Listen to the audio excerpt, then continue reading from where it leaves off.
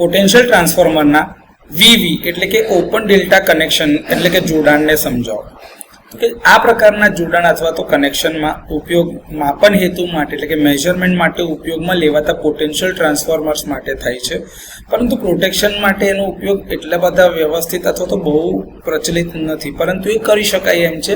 અને આનું આ પ્રકારનું કનેક્શન થાય છે એ સમજાવવા માટે જ આજે વિડીયોમાં આ વસ્તુ અથવા તો આ જોડાણને આપણે ઇન્ક્લુડ કરેલું છે.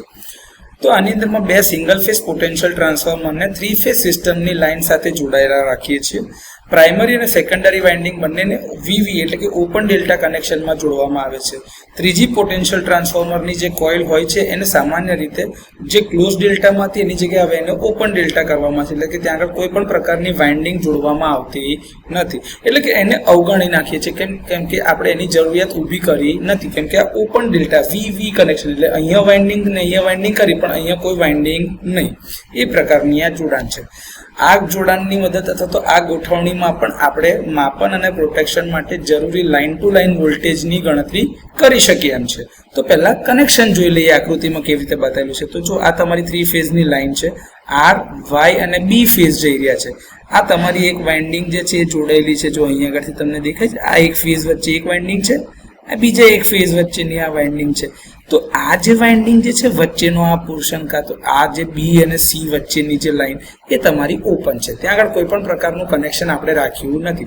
એ ચાહે તમે પ્રાઇમરી પાર્ટ પર જુઓ કાં તો સેકન્ડરી પાર્ટ ઉપર જુઓ, બંને બાજુ પર એ જ છે. આ સેકન્ડરી પાર્ટ છે કે જ્યાં આગળથી પ્રાઇમરીના હાઈ વોલ્ટેજ સેકન્ડરીમાં 110 વોલ્ટ સ્ટાન્ડર્ડ પર આવતા હોય એ કનેક્શન છે, અને ત્યાં આગળ સેકન્ડરીમાં તમે રિલેની કોઇલ લગાડેલી છે. 3 ફેઝ બેલેન્સ સિસ્ટમ જે હોય આપણી, તો એમાં આપણને ખબર છે કે 3 લાઇન વોલ્ટેજના વેક્ટરનો સરવાળો 0 થાય, જેમ કે VAB plus VBC plus VCA બરાબર 0 થાય. આમાં આપણી પાસે 2 લાઇન વોલ્ટેજના જવાબ મળે છે, અને એને જો તમે પેલા બાજુ માઇનસ કરી નાખો તો તમને ત્રીજા ફેઝના અથવા તો ત્રીજી લાઇનના વોલ્ટેજ મળી શકે છે. તો આ ગણતરી આપણે કરાવવી સરળ બને છે.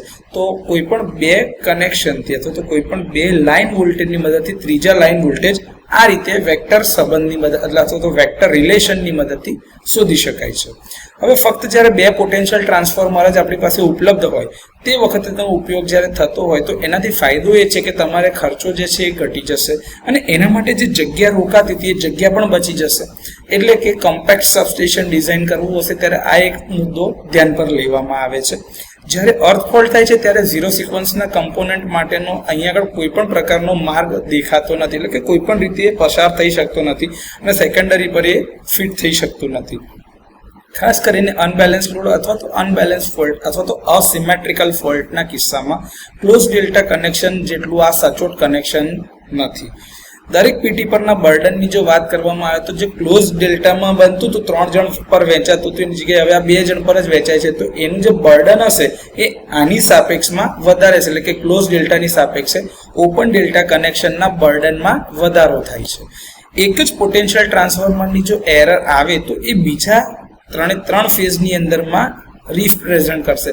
ધારો કે અહીંયા આગળ તમે જુઓ તો એક ફેઝ તમારો આ છે, આની અંદર જો એરર આવી તો એની અસર આ બીજા જે ફેઝમાં તમે કનેક્શન નથી કર્યું તેના ઉપર પણ એ રિપ્રેઝન્ટ થશે, એટલે કે એની અસર બીજા ફેઝ પર પણ દેખાય છે. તો આ એક અગત્યનો મુદ્દો છે જે જાણવા જેવો હતો. તો પોટેન્શિયલ ટ્રાન્સફોર્મરના વીવી કનેક્શન એટલે કે ઓપન ડેલ્ટા કનેક્શનને આ રીતે સમજી શકાય, અને જે થોડાક અમુક એના માટેના જે જરૂરી મુદ્દા લખ્યા છે કે જેમાં ફાયદા બી હોઈ શકે અને ગેરફાયદા બી હોઈ શકે, એ બધાની વાત પણ આપણે ડિટેલમાં સમજીએ.